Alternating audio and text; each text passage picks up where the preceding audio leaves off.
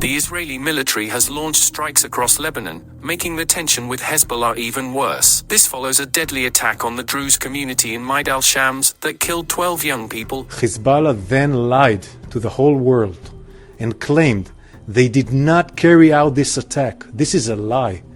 We can confirm that Hezbollah murdered 10 children in this brutal attack. Israel blames Hezbollah, but the group denies being involved. Head of the Druze Authorities Forum Jabbar Jabban asked Israeli government ministers not to attend the funerals to keep the focus on the families. People in Majdal Shams were angry when ministers visited, booing Economy Minister Nir Barkat, Environment Minister Idit Silman, and Energy Minister Eli Cohen. They also shouted at Finance Minister Bezalel Smotrich to leave. We are deeply saddened by the loss of life that we saw.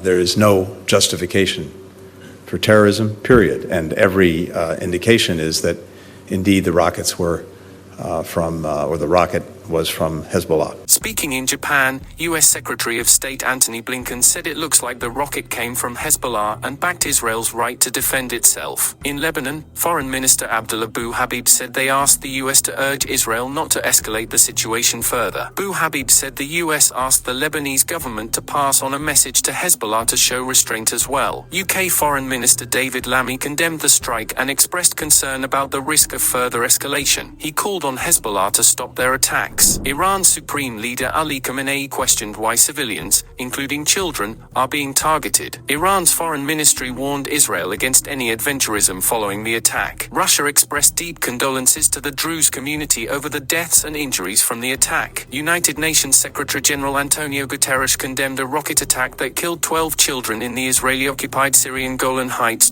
Germany's Foreign Minister Annalena Baerbock condemned the rocket strike and called for an immediate stop to the attacks, stressing the need for calm to prevent more deaths. French Foreign Ministry also condemned the attack and urged everyone to do what they can to stop a military escalation. France is advising its citizens not to travel to Lebanon, Israel, or the occupied Palestinian territories. Norwegian Foreign Minister Espen Barth Eide warned that more conflict between Israel and Hezbollah could destabilize the region. He called for an immediate ceasefire in Gaza and urged leaders to exercise restraint. The Norwegian embassy in Beirut advised Norwegian citizens to leave Lebanon due to the rising conflict. Swedish Foreign Minister Tobias Billström condemned the rocket attack that hit a playground in Majdal Shams. He called attacks on civilians unacceptable and urged all parties to de-escalate to avoid a major war. The Bulgarian Foreign Ministry also condemned the rocket attack, expressing deep condolences to the families of the victims. EU VP Josep Borrell called for an independent international investigation into the incident and urged all parties to avoid further escalation. US Congressman Brad Sherman accused Hezbollah of the attack, stating that no country can tolerate terror groups targeting civilians. WHO Chief Dr. Tedros expressed concern for the safety of civilians and called for efforts toward peace. That's the latest on the global reactions to the Israeli strikes on Lebanon.